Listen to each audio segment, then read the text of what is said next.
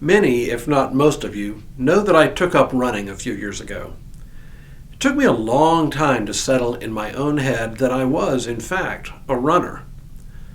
In order to get myself back out on the road every day to run, I used to use a mantra for myself. I'm a runner. Runners run. That worked for a long time, and eventually I quit saying it because I had truly become a runner and didn't need to convince myself of it anymore. Lately, though, I've been struggling to get back outside and hit the road. It has been a few months since I ran even a mile. Running may be a great metaphor to understand today's reading from the daily lectionary from the letter to the Hebrews. Hello, I'm Stuart Baskin, pastor of First Presbyterian Church of Tyler, Texas, and this is your daily devotional for Saturday, January 13th, 2024. If I'm being honest with you, running is a drag. I don't do it because it's particularly fun, but because I know it is good for my health and my well-being. But let's face it, getting out on the road, pounding the pavement, breathing hard, these things are not a lot of fun. Some days, of course, are easier than others. The good days are those days when I hardly notice the physical strain of running at all, and I get lost in my thoughts.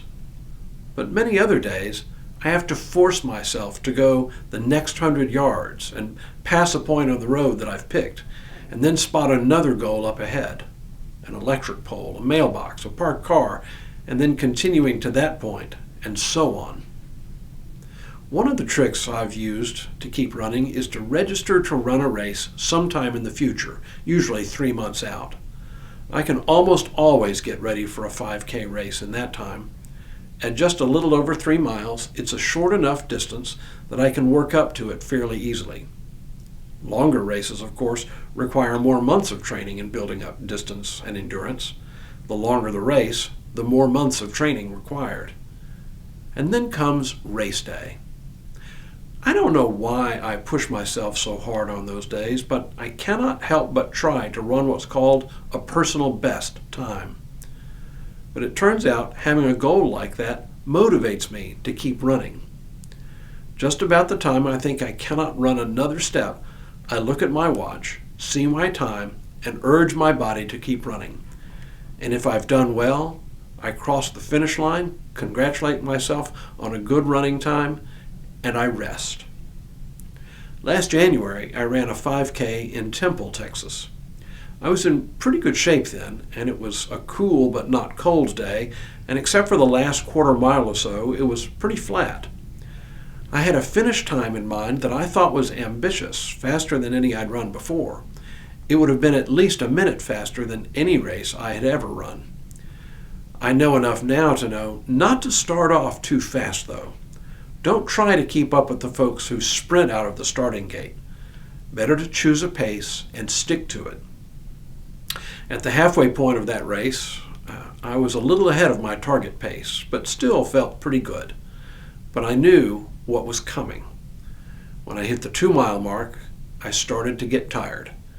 But I knew I had enough in the tank to keep going. Then there was a runner ahead of me who had started off too fast. He was still running pretty well, but I thought I could catch him and pass him. And I did. And then another and another. But then came the dreaded last uphill stretch before the finish. All I wanted to do was stop and walk and catch my breath.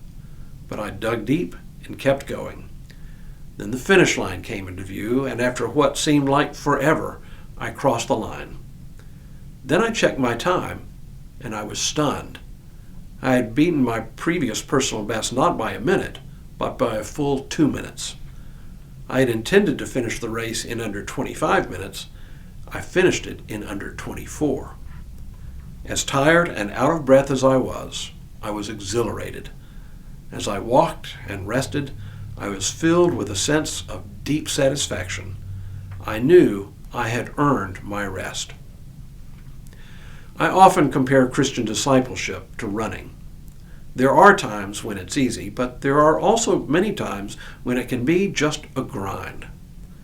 For the people to whom the letter of Hebrews was written, it was all that and more.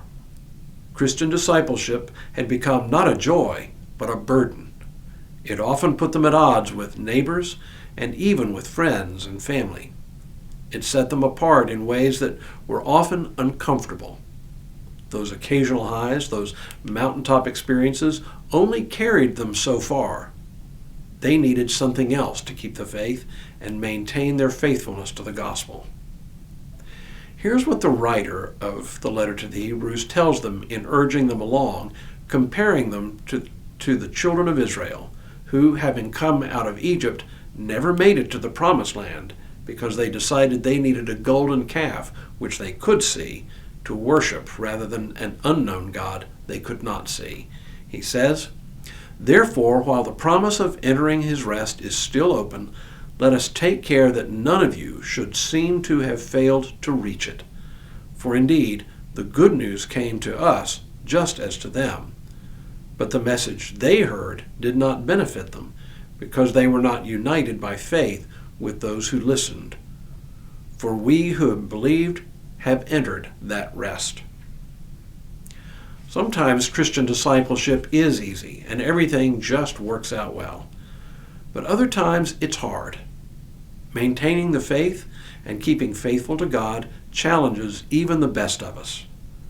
But God offers us a place of rest at the end of the journey.